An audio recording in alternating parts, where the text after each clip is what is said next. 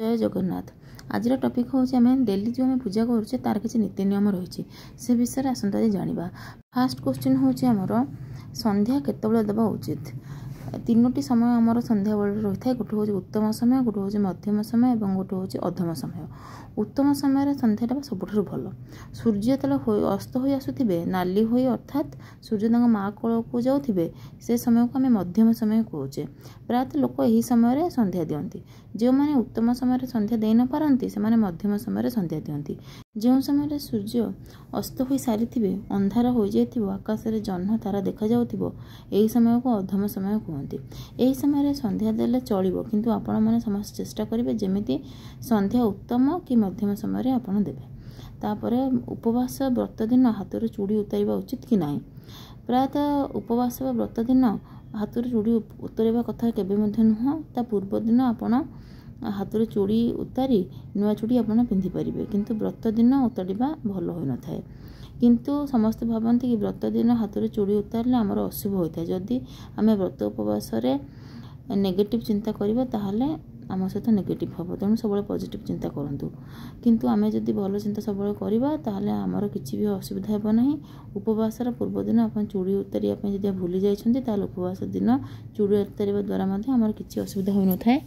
किंतु सब चेष्टा करेंगे उपवास दिन न उतारिबा तो पूर्व दिन आप उतारे। यदि आपंकर व्रत उपवास गुरुवार पड़ुची ताहले आपन से दिन बिल्कुल मत चूड़ी उतरेबेनी। किंतु जदि बुधवार, शुक्रवार, सोमवार आपंकर उपवास पड़ुची आप अजानत चूड़ी उतरे दौरान ताहले किसी प्रोब्लेम ना। ठाकुरों पाखे उभय सकाल और संध्या समय पुराण शास्त्र इत्यादि पढ़ा उचित। सकाल कि संध्यार जो आप पूजा करेंगे से आप मंत्र उच्चारण करके पूजा कले बहुत भल। तापर आ गोटे प्रश्न हूँ गर्भवती महिला मैंने कौन से व्रत उपवास रखिपारे कि नहीं। देखो गर्भवती महिला मान पेटे शिशु बढ़ू थाए से डेली मेडिसिन सब खाया पड़े जोड़ा कि खाली पेटे खाईपारे ना, किसी ना किसी खाद्य दरकार। तापर शिशु को मध्य पोषण दरकार, भल आहार दरकार, ना शिशुर विकास हेनी। से गर्भवती महिला मानक मना कराई कौन उपास रखापी, किंतु व्रत सबू से करेंगे। आने कौन करेंगे बिना पियाज रसुण तैयारी सब प्रस्तुत सब खाद्य खाइबे, खाई पीकि व्रत करेंगे। भगवान से कथा सब बुझुंट, भगवान आमको सृष्टि कर आपण मैंने भावुंट आप पूरा उपास रही पूजा करेंगे गर्भवती महिला मैंने से भूल आप करतु ना। शिशुर विकास ये असुविधा हे से आप भगवान को व्रत करूँ, भगवान को ध्यान करूँ। खाली उपवास करदे किसी लाभ ना। आपड़ जब भगवान को मनरे भक्ति नाने कौन प्रकार उपवास कले किसी फल मिल ना। से आप खाई पीकि भल सात्विक खाद्य आप सात्विक आहार खातु, खाई आप भगवान नाम जप करूँ से आपको बहुत भल फल प्राप्ति हे। तापर आ गोटे क्वेश्चन है जो मैंने सकाଳେ पूजा कर पाना से कौन करेंगे। देखो कौन से कार्यवशतः जदि सकाଳେ जड़े पूजा करें जमी ऑफिस जो लोग सकाळु चल जाऊँ ऑफिस दूर अच्छी तेणु सकाळु सकाळु उठिकी ऑफिस जाक पड़े रेडी होगी कि व्यवसाय करने जाऊँ सकाळु सकाळु बहुत दूर जावाक पड़ुछि। तो से समय आपने कौन करेंगे आप संध्या बेले आसला आप अपर्याप्त टाइम अच्छी। तो संध्या बेले जो आप घर को आसवे कि राति भी घर को आसवे आप गाधे पाधे परिष्कार परिच्छन्न होकर सकाळ जो पूजा करिया कथा से पूजा आप संध्यार मध्य करेंगे। भगवान आपन कथा बुझे से किसी भाबार ना कि किसी चिंता करार ना। आउ किसी लोग कौन करते फूल चोरी करके पूजा करती। तो चोरी करके पूजा कले भगवान तो केवे भी ग्रहण करेंगे ना, कारण चोरी हूँ एक पाप जिनस। से आपड़ जब क्या बारी फूल आणिक चोरी करके पूजा करें से पूजा आपणकर भगवान केवे भी स्वीकार करेंगे ना। आप फूल ना जब फूल मार्केट किणिक आणतु ना बिना फूल पचे पूजा करते, चोरी करके आणतुनि। आप मागिकी फूल आनीपारे किंतु चोरी करके आनिक फूल पूजा करते ना। तापर आ गोटे क्वेश्चन हूँ आम जो ठाकुरों पाखे जो भोग लगे थाए से प्रसाद को केते समय पर उठाइबा उचित एवं प्रसाद को कौन करबा उचित। 10 ରୁ 15 मिनट पर आप भगवान पाखे अर्पण कर नैवेद्य को उठाई पारे, कारण आमको जमी भोजन करने किसी टाइम लगे भगवान को किसी टाइम लगे थाए। से आपको जो भोजन आप भगवान को अर्पण करुँच से नैवेद्य को आप 10-15 मिनट पर भगवान को पाखु उठे आपण ताको प्रसाद रूप ग्रहण करेंगे। तापर भगवान को आप प्रसाद दौरान ताहले आपण कबाट को किसी समय बंद कर रखिए ताकि भगवान आपणकर जिनसटा को जमी ग्रहण करेंगे। ତାପରେ ଘରେ କୌଣସି ଭଙ୍ଗା ଜିନିଷ ଯେମିତିକି ଆଇନା, ଟେବୁଲ, ଘଡ଼ି ଇତ୍ୟାଦି ମଧ୍ୟ ରଖିବା ଉଚିତ ନୁହେଁ। ଏସବୁ ଆମ ପାଇଁ ଅଶୁଭ ଅଟେ। ରବିବାର ଦିନ ଏବଂ ଏକାଦଶୀରେ ତୁଳସୀ ମୂଳରେ କାହିଁକି ଜଳ ଦିଆଯାଏ ନାହିଁ? ଆପଣ କେବଳ ରବିବାରରେ ଏବଂ ଏକାଦଶୀରେ ତୁଳସୀ ମୂଳରେ ଜଳ ଅର୍ପଣ କରିବେ ନାହିଁ, କିନ୍ତୁ ତୁଳସୀଙ୍କୁ ଫୁଲ ଅର୍ପଣ ଆପଣ କରିପାରିବେ। ସିନ୍ଦୁର, ଚନ୍ଦନ, ଧୂପ, ଦୀପ ଅର୍ପଣ କରି ପୂଜା କରିପାରିବେ, କିନ୍ତୁ ଜଳ ଅର୍ପଣ ଆପଣ କରିବେ ନାହିଁ। ତୁଳସୀ ମା ରବିବାର ଦିନ ଏବଂ ଏକାଦଶୀ ଦିନ ବିଷ୍ଣୁଙ୍କ ପାଇଁ ବ୍ରତ କରିଥାନ୍ତି। ଯଦି ରବିବାର ଦିନ ଏବଂ ଏକାଦଶୀରେ ତୁଳସୀ ମୂଳରେ ଜଳ ରଖି ପୂଜା କରିବେ ତାହେଲେ ଆପଣଙ୍କ ପୂଜା ସ୍ୱୀକାର ହେବ ନାହିଁ। ଏହାକୁ ତୁରନ୍ତ ଆପଣ ଏ କାମ ଛାଡ଼ନ୍ତୁ, ଏ କାମ ଆପଣ କରନ୍ତୁ ନାହିଁ। ତେଣୁ ରବିବାର ଏବଂ ଏକାଦଶୀରେ ଆପଣ ତୁଳସୀରେ ଜଳ ଅର୍ପଣ କରିବେ ନାହିଁ। ଆମେ ଯଦି ମାଙ୍କୁ ଜଳ ଦେବା ରବିବାର ଏବଂ ଏକାଦଶୀ ତାହେଲେ ମାଙ୍କ ବ୍ରତ ଭାଙ୍ଗିଯିବ ଏବଂ ମା କ୍ରୋଧିତ ହେବେ। ସେଥିପାଇଁ ରବିବାର ଦିନ, ଏକାଦଶୀରେ ଏଇସବୁ ଦୁଇଟା ଦିନରେ ତୁଳସୀ ମୂଳରେ ଆପଣ ଜଳ କେବେ ମଧ୍ୟ ଦେବେ ନାହିଁ। ଭାଙ୍ଗି ଯାଇଥିବା ଠାକୁରଙ୍କ ମୂର୍ତ୍ତି ଘରେ ରଖିବା ଉଚିତ କି ନାହିଁ, ବା ଭାଙ୍ଗି ଯାଇଥିବା ଫଟୋ ଏବଂ ମୂର୍ତ୍ତି ଏସବୁ ଘରେ ରଖିଲେ କ'ଣ ହେବ? ଯଦି ଆପଣ ମନେ ରଖନ୍ତୁ, କୌଣସି ମୂର୍ତ୍ତି ଦେବାଦେବୀଙ୍କର ସେ ଯଦି ଭାଙ୍ଗି ଯାଇଛି କି ଫଟୋ ଚିରି ଯାଇଛି, ତାକୁ କେବେ ହେଲେ ମାନେ ଘରେ ରଖିବେନି, ତାକୁ ଆପଣ ନେଇକି ପାଣିରେ ବିସର୍ଜନ କରିଦେବେ। ଏଇଟା ଆପଣ ଯେମିତି ହେଲେ ମନେ ରଖନ୍ତୁ। ଆପଣମାନେ ଦେଖିଥିବେ ଗୋଟେ ଦୀପରେ ଆପଣ ଅଳ୍ପ ଟିକେ ନାକୁ ତେଲ, ଅଳ୍ପ ଟିକେ ନାକୁ ଘିଅ ଢାଳିକିରି ଆପଣ ଦୀପ ଜଳୁଥିବେ। ସେମିତି ଭୁଲ କରିବେ ନାହିଁ। ଆପଣ ଯେଉଁ ସାଇଜ୍ର ଦୀପ ନେବେ ସେଇ ସାଇଜ୍ର ପୁରା ଫୁଲ୍ ଆପଣ ଘିଅ କି ତେଲ ଢାଳିକିରି ଆପଣ ସେ ଦୀପକୁ ଜାଳିବେ। ଅଧା ଘିଅ କି ଅଧା ତେଲ ଢାଳିକିରି ଆପଣ କେବେ ମଧ୍ୟ ସେ ଦୀପକୁ ଜଳାନ୍ତୁନି। ତାପରେ ଆଉ ଗୋଟେ କ୍ୱେଶ୍ଚନ୍ ଅଛି, ତୁଳସୀ ଚଉରା ମୂଳେ କେଉଁ ଦୀପ ଜାଳିବା ଉଚିତ? ଦେଖନ୍ତୁ, କେହି ସୋରିଷ ତେଲ, ରାଶି ତେଲ, ଯୋଡ଼ା ତେଲ ଏମିତି ଦୀପ ଜାଳି ଦିଅନ୍ତି ତୁଳସୀ ଚଉରା ମୂଳେ। ସେ ଭୁଲ ଆପଣ କରନ୍ତୁନି। ଆପଣଙ୍କୁ କୌଣସି ଫଳ ପ୍ରାପ୍ତି ହେବନି, ଓଲଟା ମା କ୍ରୋଧିତ ହେବେ।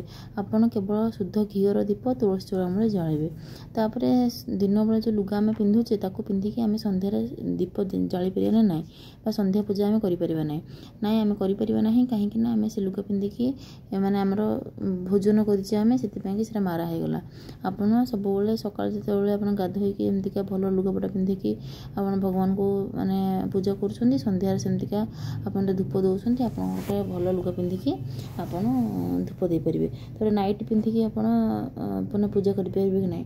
ହଁ, ଆପଣ ନାଇଟ୍ ପିନ୍ଧିକି ଭଗବାନଙ୍କ ପୂଜା କରିପାରିବେ, କିନ୍ତୁ ସେଇଟା ଧୁଆ ହେଇକି ସଫା ହେଇଥିବାର ଅଛି।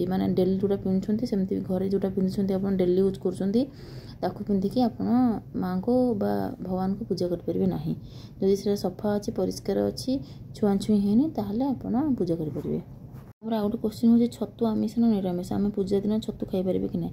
ଦେଖନ୍ତୁ, ଛତୁଟା ଗୋଟେ ଫଙ୍ଗସ୍, ଫଙ୍ଗାଲ, ତ ସେଇ ଜିନିଷଟାକୁ ଆମେ ଟିକେ ନନଭେଜ୍ ବୋଲି ଭାବୁଛେ, କିନ୍ତୁ ସେଇଟା ଭେଜିଟେରିଆନ୍। ଆମେ କିଛି ନଥିବ ଯଦି ଆମେ ଖାଇପାରିବା, କିନ୍ତୁ ବେଟର୍ ଆମେ ଯଦି ପୂଜା ଦିନ ତାକୁ ଆଭଏଡ଼୍ କରିବା, ବା କୌଣସି ଭଲ ଦିନରେ ଆମେ ତାକୁ ଆଭଏଡ଼୍ କରିବା, ତାହେଲେ ଚଳିବ। କିନ୍ତୁ ଯଦି ଆପଣ କୌଣସି କାରଣବଶତଃ ଛତୁ ଖାଇଦିଅନ୍ତି, ତାହେଲେ ମଧ୍ୟ କିଛି ପ୍ରୋବ୍ଲେମ୍ ନାହିଁ।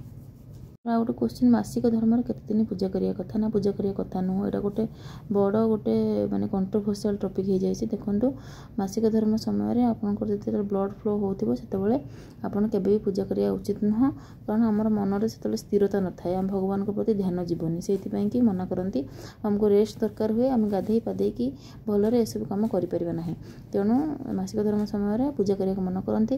କେତେ ଜଣ କହନ୍ତି 4 ଦିନ ପରେ ଆପଣ ପୂଜା କରିପାରିବେ, 4 ଦିନ ପରେ ମନ୍ଦିର ଯାଇପାରିବେ, କେତେ ଜଣ କହନ୍ତି 5 ଦିନ ପରେ ଯାଇପାରିବେ।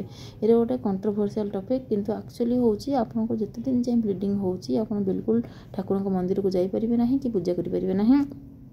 ଆପଣଙ୍କର ବ୍ଲିଡ଼ିଂ ଯେତେ ଦିନରେ ବନ୍ଦ ହେଉଛି, ଯାହାର 4 ଦିନରେ ବନ୍ଦ ହେଇଗଲା, ସେମାନେ ତା 5 ଦିନ ମୁଣ୍ଡ ଧୋଇକି ଗାଧେଇକି ଠାକୁରଙ୍କ ପୂଜା କରିପାରିବେ। ଯାହାର 6 ଦିନରେ ବନ୍ଦ ହେଲା, କାହାର 7 ଦିନରେ ବନ୍ଦ ହେଲା, କାହାର 8 ଦିନରେ ବନ୍ଦ ହେଲା, ସେମିତିକା ଆପଣଙ୍କର ବ୍ଲିଡ଼ିଂ ଯେତେବେଳେ ପୁରା ବନ୍ଦ ହେଉଛି, ତା ପରଦିନ ଆପଣ ମୁଣ୍ଡ ଧୋଇକି ସଫାସୁତୁରା ଭାବେ ଗାଧେଇକିରି ତାପରେ ଆପଣ ଠାକୁରଙ୍କୁ ପୂଜା କରିପାରିବେ କି ମନ୍ଦିର ଯାଇପାରିବେ। ଏମିତି କିଛି ନାହିଁ ଯେ କେତେ ଦିନ ପରେ କରିବେ, ସେଇଟା ଆପଣଙ୍କ ଉପରେ ଡିପେଣ୍ଡ କରୁଛି, ଆପଣ କେତେ ଦିନରେ ପୂଜା କରିପାରିବେ। ଗୋଟେ କ୍ୱେଶ୍ଚିନ୍ ହେଉଛି ଆମର, ଠାକୁରଙ୍କ ନୂଆ ପ୍ରତିମା ଘରେ ସ୍ଥାପନ କରି ପୂଜା କରିବା ଉଚିତ କି?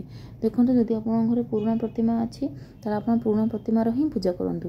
ଆଉ ଆପଣ ମୂର୍ତ୍ତି ଯଦି ଆପଣ ପୂଜା କରୁଛନ୍ତି, ତାହେଲେ ସେଇ ମୂର୍ତ୍ତିକୁ ହିଁ ଆପଣ ସବୁବେଳେ ପୂଜା କରିବେ। କାରଣ ମୂର୍ତ୍ତି ତ କେତେବେଳେ ଆମର ଭାଙ୍ଗିବନି ନା, କାରଣ ସେ ପିତ୍ତଳ ମୂର୍ତ୍ତି ହେଇଥିବ। ଆପଣ ଏମିତି ମୂର୍ତ୍ତିକୁ ଚେଞ୍ଜ ଚାଞ୍ଜ ଏସବୁ ଆପଣ କରିବେନି।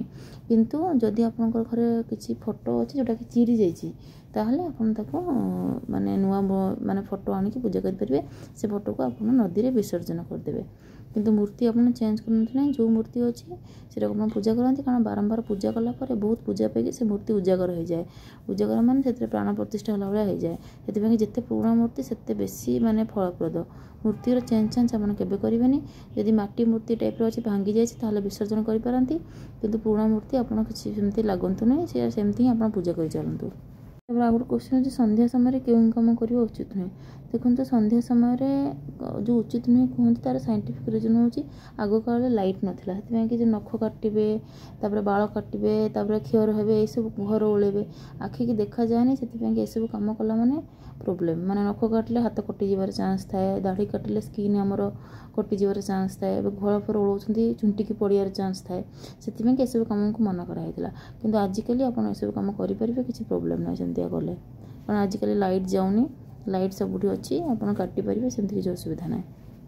ସନ୍ଧ୍ୟା ସମୟରେ ମଧ୍ୟ ଆମେ ପୂଜା କରୁଛେ, ସେଥିପାଇଁ ମନା କରାଯାଇଥିଲା, କାରଣ ଆମେ ଭଗବାନଙ୍କୁ ମାନେ ଆଳତି କରିବା ସେ ସମୟଟାରେ, ସେଥିପାଇଁ ଏସବୁ କାମ କଲେ ଟାଇମ୍ ଲାଗିବ, ଭଗବାନଙ୍କୁ ଆମେ ଟାଇମ୍ରେ ପୂଜା କରିପାରିବା ନାହିଁ। ତ ଆପଣ ପୂଜାପୂଜି ସାରିଲା ପରେ ଆପଣ ଆରାମସେ କରିଦିଅନ୍ତୁ, କିଛି ପ୍ରୋବ୍ଲେମ୍ ନାହିଁ ସେମିତି। ତାପରେ ଆଉ ଗୋଟେ କ୍ୱେଶ୍ଚନ୍ ହେଉଛି ତୁଳସୀ ଗଛର ଜଟା ବଢ଼ିଗଲେ କ'ଣ ହେବ। ସାଇଣ୍ଟିଫିକ୍ ରିଜନ୍ ଅନୁସାରେ ତୁଳସୀ ଗଛର ଜଟା ଯଦି ବଢ଼ିଲା ତାହେଲେ ତାକୁ ଆମେ କାଟିବାକୁ ପଡ଼ିବ, କାହିଁକି ମାନେ ଆପଣ ହାତରେ ଛିଣ୍ଡେଇ ଦେବେ, କାହିଁକି ନା ସେଥିରେ ବେଶୀ ନ୍ୟୁଟ୍ରିସନ୍ ସେ ଜଟା ଗୁଡ଼ାକ ନେଇଯାଏ, ଗଛ ଗୁଡ଼ାକ ମରିଯାଆନ୍ତି। ତାପରେ ଆମେ ଯଦି ମାନେ ଆଧ୍ୟାତ୍ମିକ ଭାବରେ ଭାବିବା ତାହେଲେ ସେଗୁଡ଼ାକ ହେଉଛି ମାଆଙ୍କର ନଖ, ଆମେ ଯେମିତି ନଖକୁ କାଟୁଛେ ସେମିତି ତାକୁ ମଧ୍ୟ ଆମେ ଆରାମସେ ଗଛକୁ ଛିଣ୍ଡେଇ ଦେବା, ସେ ଜଟା ଗୁଡ଼ାକ ହେଲେ ଗଛଟା ଭଲରେ ଆମର ବଢ଼ିବ। ଆଉ ଗୋଟେ କ୍ୱେଶ୍ଚନ୍ ହେଉଛି ଦୀପ ଧୂପ କିଣିବାକୁ, ଭୋଗ କିଣିବାକୁ ଯଦି ପଇସା ନାହିଁ ତାହେଲେ କେମିତି ପୂଜା କରିବ। ଦେଖନ୍ତୁ ଭଗବାନ ସବୁବେଳେ ମନର ଭାବନାକୁ ଦେଖନ୍ତି।